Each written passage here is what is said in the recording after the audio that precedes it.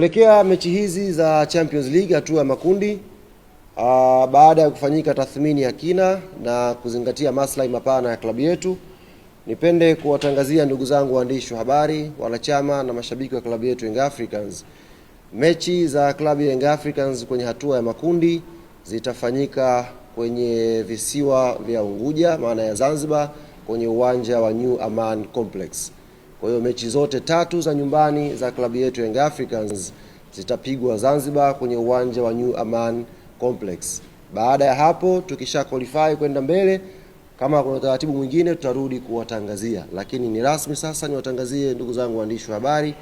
mechi za makundi za klabu yetu Young Africans zitafanyika New Aman Complex, na ndio uwanja wa nyumbani wa klabu ya Yanga kwenye hatua ya makundi. Hivyo nitumie fursa hii kuwaomba sasa mashabiki, wanachama na wapenzi wa klabu yetu Young Africans katika visiwa vya Pemba na Unguja kujiandaa kuipokea timu yetu, kujiandaa na kuanza maandalizi ya haraka kuhakikisha